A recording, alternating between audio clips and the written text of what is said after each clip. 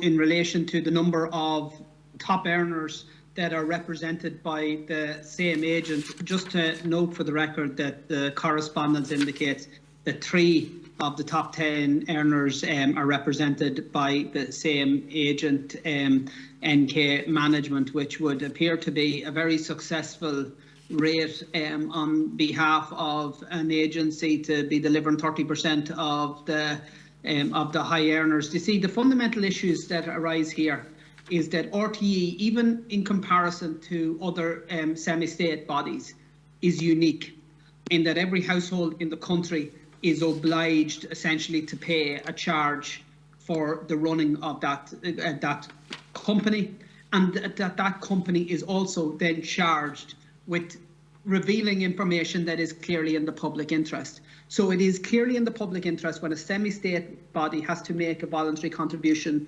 to the revenue commissioners because their policies were in breach of the law. That's when you have to make a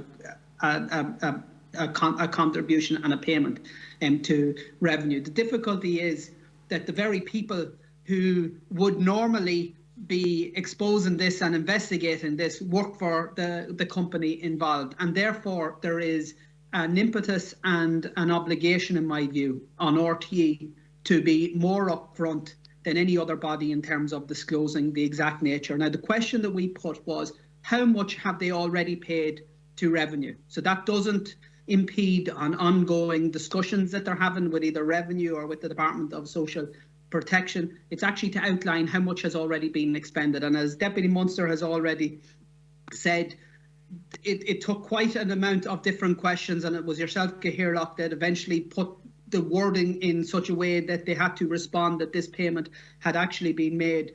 But when I further pressed them in terms of how much that payment was, the response was that the information just wasn't to hand. In other words, that the piece of paper with the figure wasn't available during that hearing. It now transpires that they had no intention of actually divulging that information if they could avoid it as such. So just to, the wording here says RTE made a voluntary qualifying disclosure to revenue in respect of the engagement of contractors. Under the terms of this disclosure, the details are not made publicly available. So we know that if the details were made publicly available, we wouldn't have to ask it. So in my view, it is completely unacceptable that RTE would hide behind a provision that something isn't publicly available.